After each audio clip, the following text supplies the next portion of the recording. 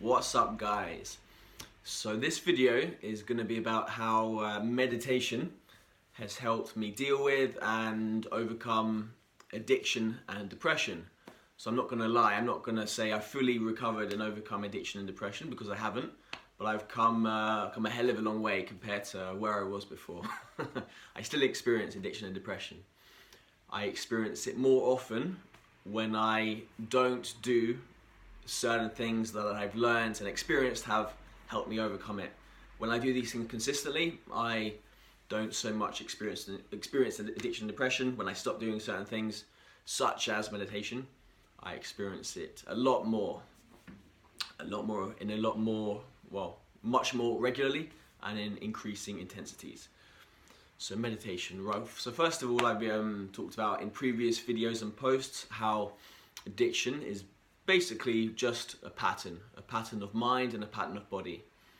And depression as well is also no more, no less than a pattern of mind and a pattern of body. And although it's kind of simplifying it, potentially, just saying it's just a pattern, it's also very, very serious and very strong. It is essentially our whole experience of reality and ourself. So meditation.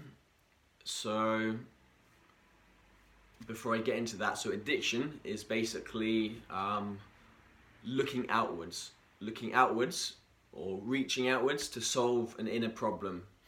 Not only reaching outwards, but also reaching into the future, looking into the future to solve a problem that is now. And it's disconnection. Addiction is rooted in disconnection with ourselves and disconnection with the present moment. And so I've come to learn that that for me, addiction was and still is essentially a strategy for dealing with my depression. And so for many years it was very very confusing to me, like am I experiencing addiction or depression? Then I came to realize, okay, it's both. Anxiety as well, but not so much. Addiction and depression are the main ones for me. And so I was kind of thinking, like, was I addicted because I was depressed, or was I depressed because I was addicted? Like, which one is it? But it's kind of, for me, they both go hand in hand. And so my addiction was essentially a strategy to help me manage depression, as well as anger and fear, all those things. The many words, many negative words, emotions to I can add to that.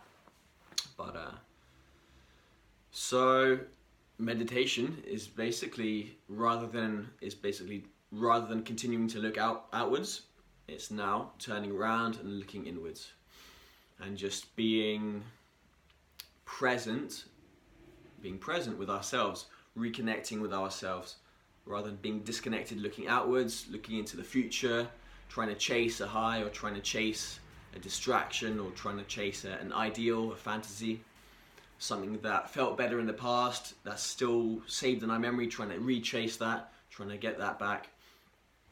Addiction is basically, not looking into the future anymore, it's just reconnecting with the present moment. And since addiction is rooted in disconnection, the antidote is connection. So meditation and yoga is really about redeveloping the connection with ourselves. The word the word yoga means union, and yoga is basically, when we think of yoga, we tend to think of these physical practices, or the stretching and postures and all that.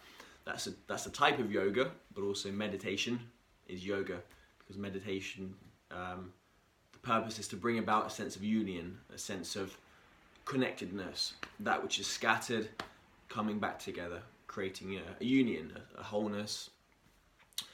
And that's what meditation is about, just kind of reconnecting and reconnecting with the breath, with the body. A way I've learned to meditate is, as I've said, addiction and depression are basically patterns, and through meditation I've learned to just really become aware of what my patterns are. So if we want to change something, it's extremely important to be conscious of it and get to know it, get to know the patterns. And so kind of being in addiction mode is, as I said, like looking outwards, facing outwards, being disconnected from within. And the way to really transform and overcome addiction and depression is to really actually go inwards and get to know these patterns. And through time, the more we meditate and journaling as well, the more we just become familiar with these patterns.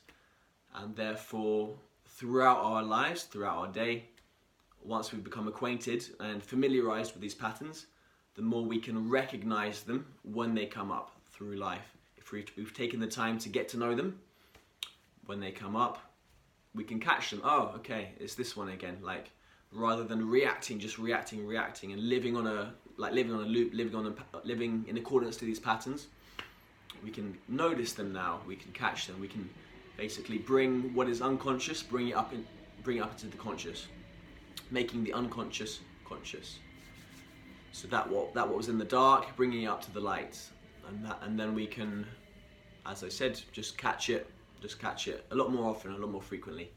And so, kind of rather than living like a robot, kind of on a loop, it's like basically taking back control, rather than being a victim of these patterns, just being in control again. So taking our power back, essentially. And to take our power back, we have to understand what we're taking our power back from. And yeah, awareness is the key. And that's what meditation does and yoga does, brings about awareness. I think meditation is more, again, like there's different types of meditations, but just sitting and being within is a way of just kind of really paying attention and really noticing the patterns.